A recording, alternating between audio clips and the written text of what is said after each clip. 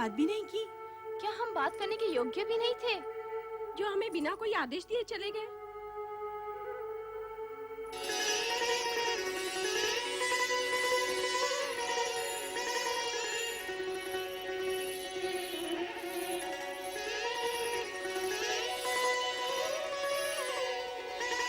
ये क्या प्रिय, मिलन की इस बेला में जब चंद्र रोहिणी को अपने शीर्ष पर सजाने का इच्छुक है, तो रोहिणी उससे छिटक रही है। क्या हम तुम्हें प्रिय नहीं? आप जैसे सुदर्शन पति को पाने के पश्चात भला कौन पत्नी ये कहेगी? किंतु आपका प्रेम ग्रहण करते हुए मेरे मन में ऐसे भाव आ रहे हैं जैसे मैं अपनी बहनों का प्रेम अंश उनसे छीन रही हूँ। प्रिय, पत्नी होना एक धर्म है, प्रेमिका एक भाव। तुम्हारी बहनें मेरी पत्नी अवश्य हैं, परंतु मैं प्रेम केवल तुम ही से करता हूं। कि रात्रि की बेला बातों में व्यर्थ गंवाने के लिए नहीं है प्रिय। चलो विहार करें। अभी आपने कहा कि पत्नी होना एक धर्म है, इसी प्रकार पति होना भी एक धर्म है। और ये धर्म कहता है कि अपने प्रेम को सभी पत्नियों में समान रूप से वितरित किया जाए। किंतु आपने मेरी अन्य बहनों को प्रेम पिपासा में छोड़कर उचित नहीं किया। उनकी दशा उस चकोरी के समान हो गई है जो चंद्र के लिए हमेशा तड़पती रहती है। ऐसा प्रतीत होता है कि हम सबसे अधिक प्रेम स्वामी रोहिणी को ही करते हैं। विवाह 27 दक्ष पुत्रियों के साथ और प्रेम केवल एक के साथ, ये तो सर्वथा अन्याय है। हाँ, अन्याय है। ये अन्याय असहनीय है, दुखदायी है। क्या हमारा जीवन पति प्रेम पाने के लिए इसी प्रकार तड़पता रहेगा? नहीं, पति प्रेम पाने के लिए हमें कोई न कोई उपाय करना ही होगा, प्रयत्न करना ही होगा कि हम स्वामी के प्रेम पात्र बने, प्रेम पात्र अवश्य बने। तभी से तुम्हें प्राप्त करने की कामना में दग्ध हो रहा हूं। जब तुम्हें प्रथम बार देखा था और अब जब हम मिलन के इतने निकट हैं, तो तुम तर्क पर तर्क की जा रही हो। मैंने तो केवल इतना कहा कि पति रूप में अपनी अन्य पत्नियों की उपेक्षा करना आपका धर्म नहीं है। प्रेम, धर्म, कर्म, जात, पात, रीति नीति कुछ नहीं जानता। प्रेम की परिभाषा तो सबसे निराली होती है, और यदि तुम इस परिभाषा का अर्थ जान जाओगी तो स्वयं कच्चे धागे की तरह मेरे पीछे पीछे खिंची चली आओगी।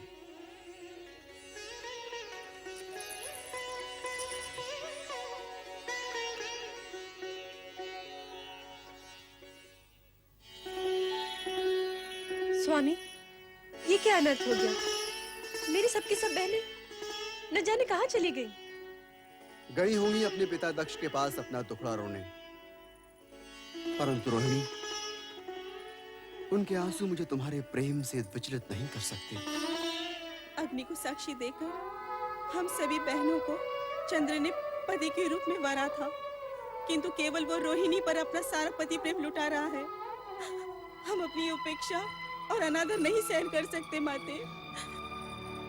माना चंद्रदेव से हमारा संबंध नया ही जुड़ा है, हमारे नए जीवन का प्रारंभ हुआ है, परंतु इस नए जीवन का कोई अर्थ ही नहीं है।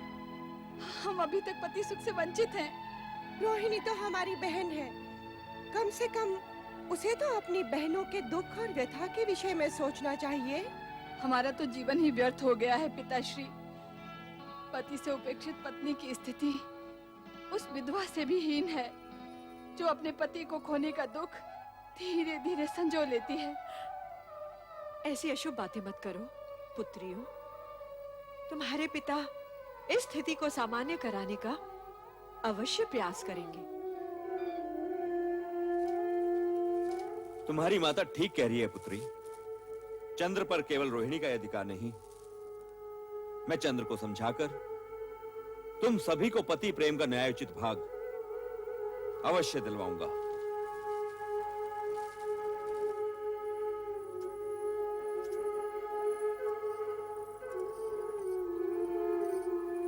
धर्म पत्नी होने का यह तात्पर्य नहीं आपकी मांग में पति के नाम का सिंदूर सजाए हुए सारा जीवन पति के प्रेम को तरसते हुए ही बिता दिया जाए। पत्नी धर्म के साथ साथ पति धर्म भी जुड़ा हुआ है, और वो ये कि तन मन व्यवहार सदाचार हर प्रकार से पति अपनी पत्नी को सुखी करे। किंतु आपके पुत्र चंद्र ने अपनी 26 पत्नियों की उपेक्षा विवाह की प्रथम रात्रि को ही कर दी। ये वास्तव में दुख का प्रसंग है।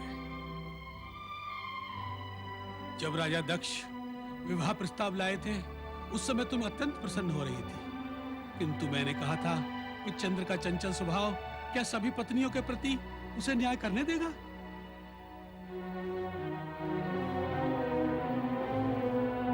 मन में ऐसी संशय के रहते हुए मैं तनिक असमंजस में था, किंतु आपके आग्रहपूर्ण प्रस्ताव और अनुसुईया की प्रसन्नता को देखते हुए मैंने आपका विवाह प्रस्ताव स्वीकार कर लिया था। मैं चंद्र को बुलाता हूं। चंद्र आगच्छ, आगच्छ, आगच्छ।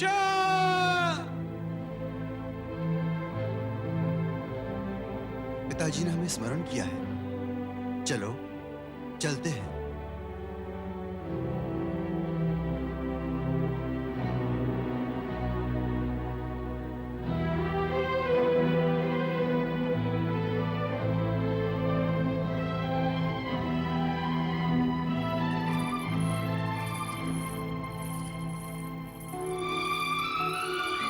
प्रणाम।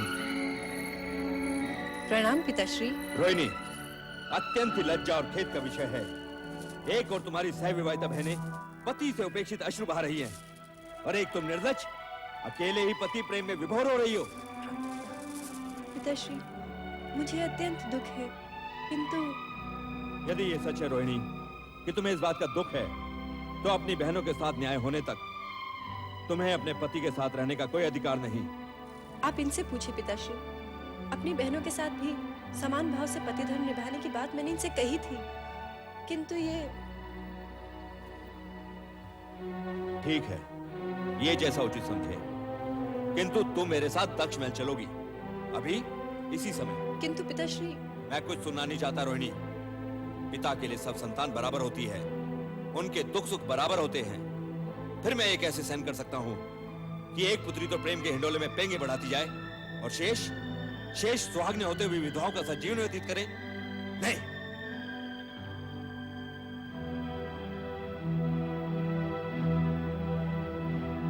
देवी अनुसुईया, ऋषिवर, आप मुझे रोहिणी को अपने साथ ले जाने की अनुमति दें। आपने जो सोचा वही उचित है। क्यों स्वामी? मैं भी राजा दक्ष के विचार का समर्थन करता हूँ। रोहिणी, दक्ष महल के लिए प्रस्थान करो। जैसी आपकी आज्ञा। चलो रोहिणी।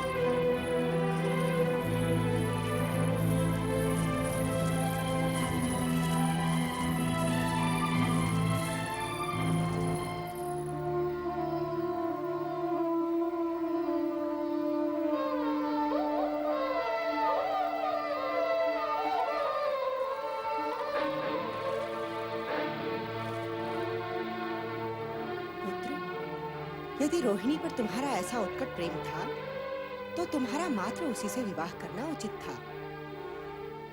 किंतु अब जब तुम्हारी 27 पत्नियां हैं, तो तुम्हें सभी को अपने प्रेम का दान देना होगा। प्रेम तो हृदय से उत्पन्न होता है, और मेरे हृदय पर तो मेरा अधिकार ही नहीं रहा।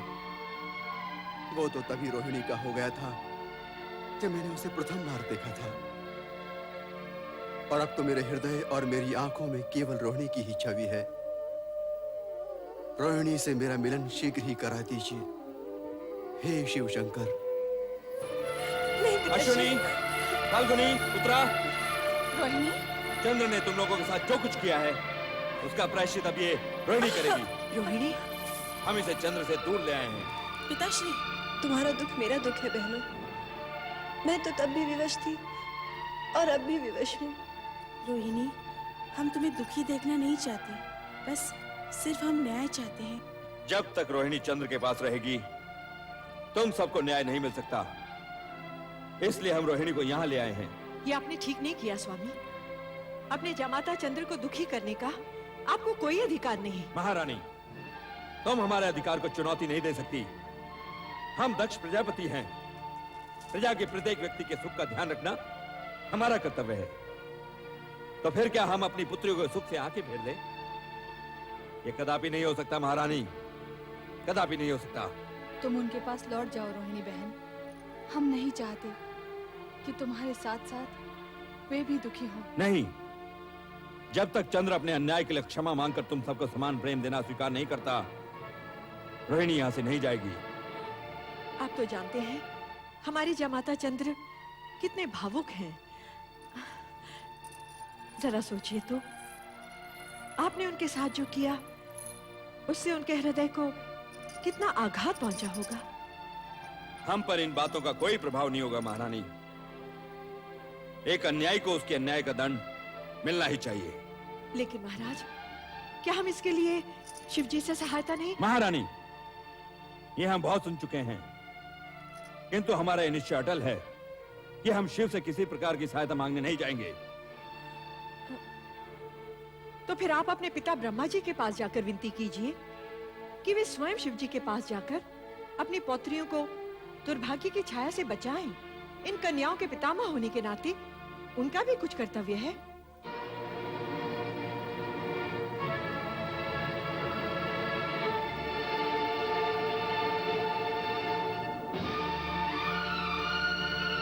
ठीक है महारानी, तुम्हारी इस बात पर हम अवश्य विचार करेंगे।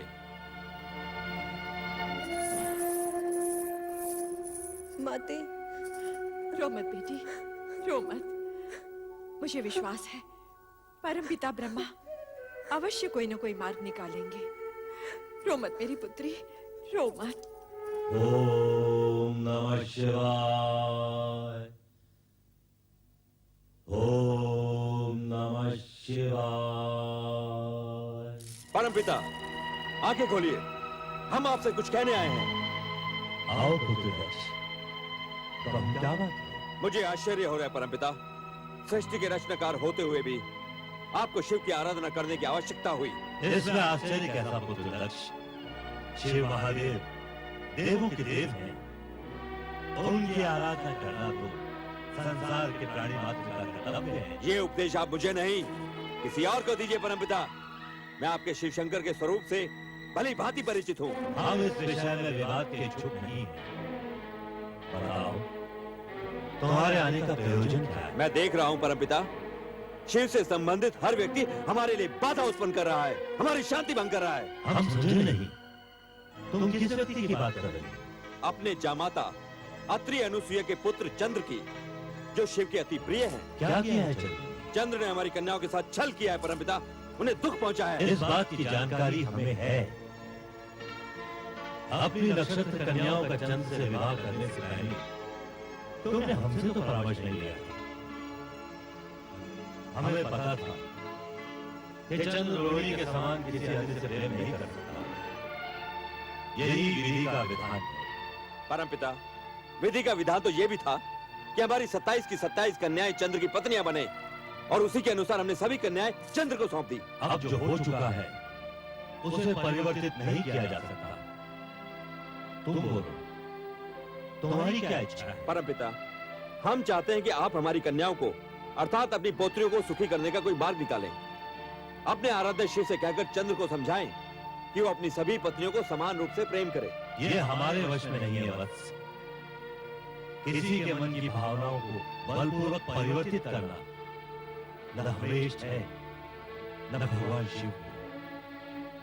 भलाई इसी में है कि तुम अपनी सभी कन्याओं को चंद्र के पास भेज दो। चंद्र को अपने कर्तव्य का ज्ञान होगा तो सब कुछ सामान्य हो जाएगा। हम दक्ष प्रजापति हैं परमपिता। एक बार जो कन्याएं पति गृह से लौट आई हैं, उन्हें बिना इच्छा पुनः भेजना और चंद्र से दया की भीख मांगना हम कदापि स्वीकार नहीं करेंगे। चंद्र को हमारे आदेश के आगे झुकना ही पड़ेगा, झुकना ही पड़ेगा परमपिता। ऐसा सोचकर तुम अनर्थ को आमंत्रण दे रहे हो दक्ष। हम तुम्हें सावधान करते हैं, तुम चंद्र पर बलपूर्वक अपना अधिकार थोपने की चेष्टा मत करना। भगवान शिव तुम्हारा कल्याण करे। ओम नमः शिवाय।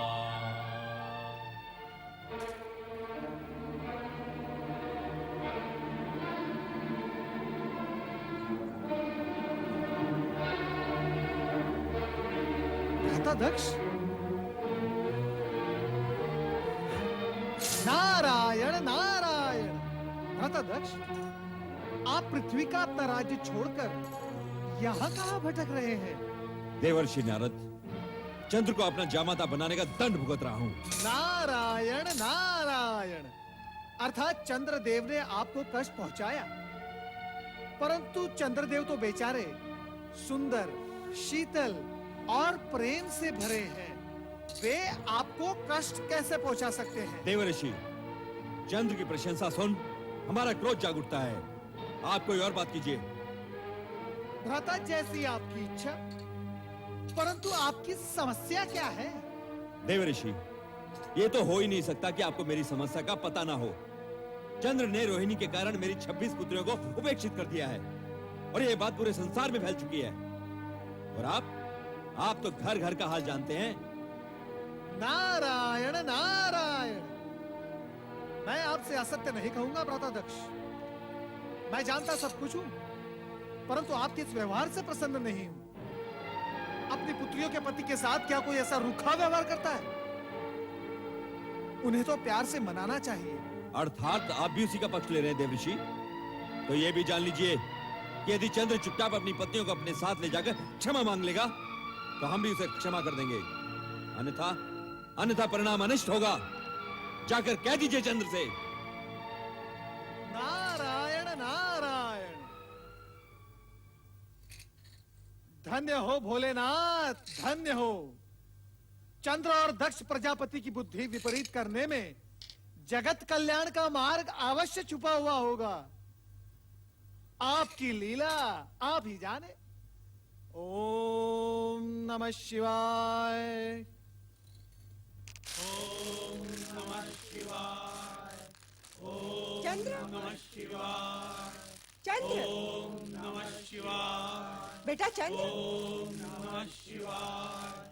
चंद्र, ओम नमः शिवाय। बेटा चंद्र, ओम नमः शिवाय। कहाँ है तू चंद्र? ओम नमः शिवाय। चंद्र तो चला गया देवी। मैंने उसे बहुतेरा रोका, किंतु उसे रोक पाना संभव नहीं था। रोहिणी के जाने से चंद्र के मन को आघात लगा है। उसे यहाँ से नहीं जाने देना था। मुझे तो लक्षण कुछ अच्छे दिखाई नहीं दे रहे देवी अनसुईया। दक्ष का वो रूप, चंद्र का विषाद, लगता है कहीं कुछ अनिष्ट न हो जाए। ऐसा अशुभ न बोलिए स्वामी। प्रभु से प्रार्थना कीजिए कि हमारा चंद्र इस संकट से सकुशल निकल आए। अब तो भगवान शिव शंकर का ही आसरा है। चलो देवी, हम दोनों मिलकर भगवान शिव की आराधना करें। ओम नमः शिवाय। ओम नमः शिवाय।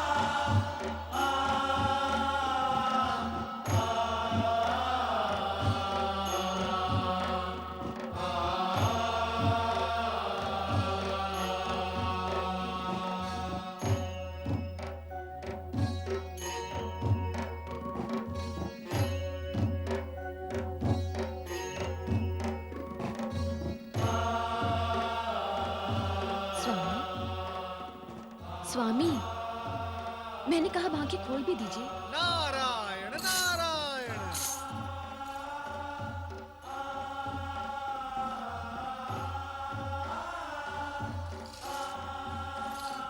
प्रभु, मेरे इतनी पुकारने पर भी आपकी पलक तनिक भी नहीं हिली और देवर्षि के आते ही आपने अपने नेत्र खोल दिए।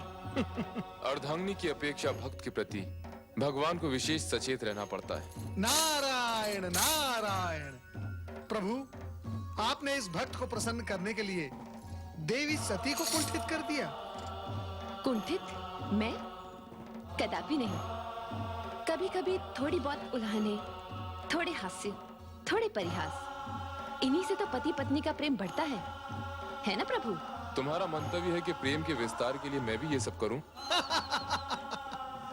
देवी सती, आपको तो प्रतिक्षण भगवान शिव के निकट रहने का सुख प्राप्त है, परंतु हम भक्तों को भगवान शिव के एक क्षण भी दर्शन हो जाए तो हम धन्य होकर चले जाते हैं। नारद जी, कहीं आपको मुझसे ईर्ष्या तो नहीं हो रही? नारायण नारायण नारायण। देवी सती, ये कैसे हो सकता है? मैं बाल ब्रह्मचारी अवश्य हूं, परंतु मैं विवाह संस्था भी मानता हूं। पति पत्नी को एक दूसरे के नैकट्य का सुख अति आवश्यक है। यदि यही अप्राप्त रह जाए तो बड़े दुख की बात है। आपकी निश्वास कुछ संकेत कर रही है देवर्षि। स्पष्ट कहिए, आपके कहने का तात्पर्य क्या है? यही कि आपकी बहन रोहिणी और उनके पति चंद्र का एक दूसरे के प्रति अति प्रेम और नैकट्य सुख आपकी अन्य बहनों के लिए दुख का कारण बन गया है। देवी सती, आपके माता पिता भी अत्यधिक चिंतित है। हे भगवान शिव शंकर, देवी सती की बहनों के कष्ट के निवारण हेतु कुछ तो उपाय कीजिए। किसी को सुख तो किसी को दुख, ये उचित नहीं प्रभु। प्रभु, आप बोलते क्यों नहीं? इतना तो बताइए कि सुख दुख मिश्रित कथा का अंतिम चरण क्या है? सुख और दुख दोनों ही जीवन में कन्या के लिए उसी प्रकार आवश्यक हैं जैसे स्वाद के लिए नमक और शर्करा। जिस कथा की चर्चा तुम कर रहे हो उसे तनिक आगे तो बढ़ने दो और उसका अंतिम चरण आने तक प्रतीक्षा करो। कैलाश पर देवाधिदेव भगवान शंकर के समक्ष देवर्षि नारद ने माता सती से चंद्र का रोहिणी के प्रति आकर्षण व अन्य पत्नियों के प्रति विकर्षण का उल्लेख किया। माता सती बहनों की चिंता में निमग्न हो गई। उधर अर्धरात्रि में रोहिणी अपनी शैया पर बैठी चंद्र की स्मृति में व्याकुल है। ये मुझे क्या हो गया है प्रभु? क्या मेरा जीवन उद्देश्यहीन हो गया है? क्या चंद्र मुझे कभी प्राप्त नहीं होगा? क्या चंद्र मेरी सुध ही नहीं लेगा? मुझे स्वयं नहीं ज्ञात कि मैं कैसी विपदा में आन पड़ी हूँ। हे परमेश्वर, मेरा जीवन क्या निरर्थक है? नहीं नहीं, मेरा जीवन निरर्थक नहीं हो सकता। मैं इस जीवन को ऐसे ही व्यतीत नहीं करूंगी। मुझे अपने जीवन के बारे में सोचना होगा मुझे। मैं अपने चंद्र के बिना नहीं जी पाऊंगी, नहीं जी पाऊंगी, मैं नहीं जी पाऊंगी। हे भगवान, तुम्हें यदि सृष्टि रचना करनी ही थी तो मानव क्यों बनाया? और यदि मानव ही बनाना था तो उसे हृदय क्यों दिया? और यदि उसे हृदय देना ही था प्रभु तो उसमें प्रेम क्यों समोया? ये मेरी सोच से परे है प्रभु। मैं आज तक इसका कारण नहीं जान पाई। मुझ पर कृपा करो प्रभु। मेरे चंद्र से मुझे शीघ्र मिला दो प्रभु।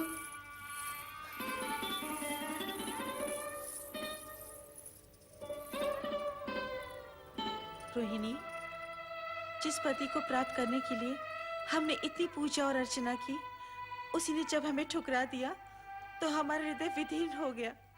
ये भी सत्य है कि तीर खाए पंछी की तरह छटपटाते हुए जब हमने पिता के समक्ष कहा कि चंद्र रोहिणी के कारण हमें उपेक्षित कर रहा है, तो हमें ठीक नहीं लगा।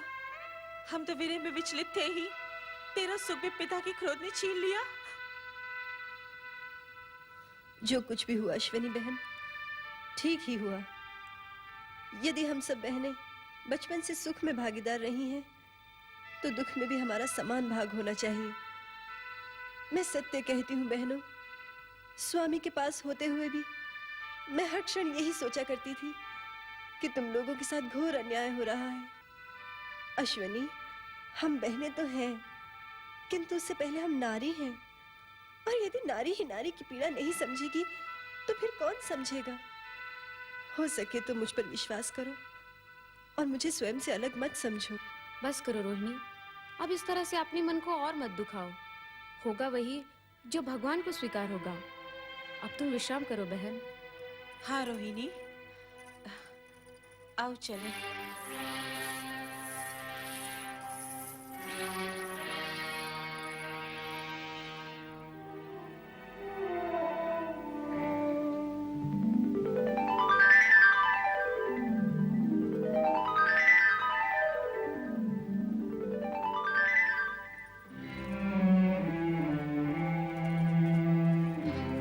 प्रिय, स्वामी आप? चलो मेरे साथ चंद्र महल चलो। नहीं स्वामी, जब तक आप अपनी अन्य पत्नियों को उनका अधिकार नहीं दे देते, मैं यही रहूंगी। मैं तुमसे प्रेम करता हूँ प्रिय, केवल तुमसे, और तुम्हारे अतिरिक्त ये चंद्र किसी और से प्रेम कर ही नहीं सकता। तो फिर आप मुझे भी भूल जाइए स्वामी। मुझे आपके विरह की अग्नि में जलना स्वीकार है, किंतु अपनी ही बहनों का सुख सौभाग्य छीन लेने वाली नीच स्त्री का कलंक लेकर मैं जीना नहीं चाहती। आप तुरंत यहाँ से चले जाइए स्वामी। तुम्हारे बिना मैं जीवन की कल्पना भी नहीं कर सकता। चंद्र जो दूसरों को शीतलता बांटता फिरता है, आज स्वयं तुम्हारी विरह की अग्नि में दहक रहा है। मैं तुम्हें यहाँ से लेकर ही जाऊंगा रोहिणी। नहीं स्वामी, नहीं नहीं नाथ, नहीं, ऐसा मत कीजिएगा, अनिष्ट हो जाएगा। आप मेरे पिताश्री के क्रोध से अवगत नहीं। यदि उन्होंने आपको यहाँ देख लिया तो न जाने क्या होगा। मुझे छोड़ दीजिए स्वामी, छोड़ दीजिए। चंद्र, तेरी ये उदंडता, नीच पापी, छोड़ दे मेरी पुत्री को। ये मेरी पत्नी है और अब आपका इस पर कोई अधिकार नहीं। पत्नियां तो यहाँ तुम्हारी और भी हैं। ले जाना है तो सभी को ले जाओ। विवाह मात्र शरीर के साथ फेरों से नहीं, मन के वर्ण करने से होता है, और मैंने मात्र आपकी इसी पुत्री को मन से वरा है। चलो रोहिणी। ये हट छोड़ दे चंद्र, नहीं तो मैं तुझे श्राप दे दूंगा। नहीं पिताश्री, ऐसा अनर्थ मत कीजिएगा। तो कह अपने इस पापी पति से तुझे तत्काल छोड़ के यहाँ से चला जाए, नहीं तो मेरे क्रोध की ज्वाला इसे भस्म कर देगी। चंद्र अपनी रोहिणी को लिए बिना यहाँ से नहीं जाएगा। यदि ये तेरी हट है तो सुन, अपने जिस पौरुष और सुदर्शन व्यक्तित्व पर तू फूला फूला फिरता है, उसे क्षय रोग नष्ट कर देगा, नष्ट कर देगा। ये मेरा श्राप है। स्वामी,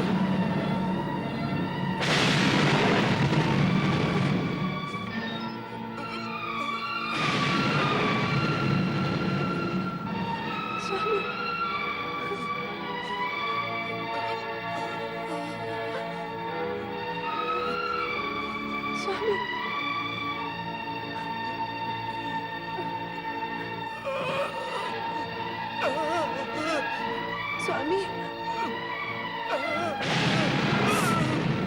स्वामी, स्वामी, नहीं स्वामी, नहीं स्वामी, आंखें खोलिए स्वामी, स्वामी, नहीं स्वामी, स्वामी, स्वामी,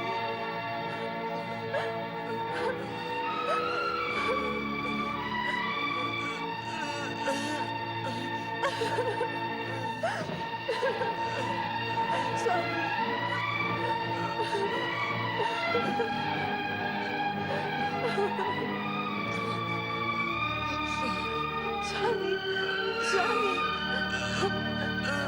कुछ बोलिए स्वामी।